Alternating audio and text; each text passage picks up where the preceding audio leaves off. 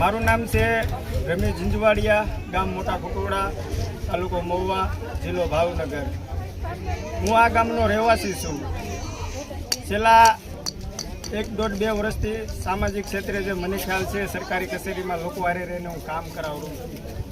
મારું જે ગામ છે તે મહુવા લેવલનું વસ્તી દર જે વસ્તીમાં વધારે પ્રમાણમાં કુટોડામાં વસ્તી વધારે છે। જ્યારે સરકાર દ્વારા અવારનવાર એવા ન્યૂઝ મીડિયામાં અહેવાલ પ્રસિદ્ધ કરવામાં આવે છે કે મારા દેશની અંદર કોઈ ગરીબ ન રહેવું જોઈએ।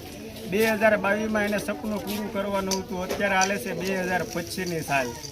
તો આ ગામના સ્થાનિક લોકો, મને જ્યાં સુધી ખ્યાલ છે ત્યાં સુધી મારા દાદા પરદાદા કહેતા કે વર્ષોથી આ લોકો અહીંયા વિચરતી મુક્ત જાતિના લોકો વસવાટ કરે છે મોટા કુટોડા ગામની અંદર।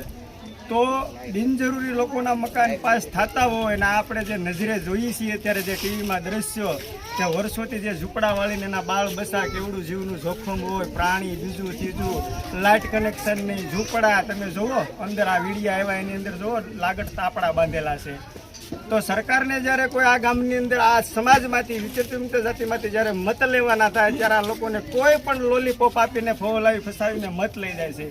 જ્યારે આ બાબતે એ લોકો એને રજૂઆત કરે છે ત્યારે એ એમ કહે છે કે તો સરકારના નિયમ છે, તો મત લેવા આવો ત્યારે તમારો નિયમ બાંધીને આવતા હોય તો મારી એક વેદના છે સામાજિક કાર્યકર તરીકે કે ભાઈ ખરેખર આ લોકો જે નાથ મહારાજ સંપ્રદાયના જે સાધુ કે જે મહારાજ અહીંયા અત્યારે રહે છે મોટા કુટોડા માલણ નદીનો ઢાળ ચડી, એ લોકો લગભગ 90% ઝૂંપડા વાળી રહે છે અને કોઈ પાસે વેરા પોઈસ છે નહીં। વેરા પોઈસ નથી, એના કારણે આ લોકો કોઈ પણ પ્રકારનો સરકારની યોજનાનો લાભ લઈ શકતા નથી। જેથી સરકારને મારી એક આ સમાજ પ્રત્યે અને એ બાબતે મારી વિનંતી છે કે આ લોકોના એ મોટા કુટોડાની અંદર મહુવા તાલુકામાં આવી સ્થળ તપાસ કરે। ખરેખર સરકારને એવું લાગે કે ભાઈ આ ખરેખર ઝૂંપડાવાળી બેઠા છે તો એની ઉપર દયા રાખી એને વહેલી તકે એમને પાકા મકાન બને અને હાલમાં ઝૂંપડાવાળી રહી એનો કોઈ આધાર નથી, પુરાવો નથી, તો એને વહેલી તકે પ્લોટ ખાતે કરે એવી મારી વિનંતી છે।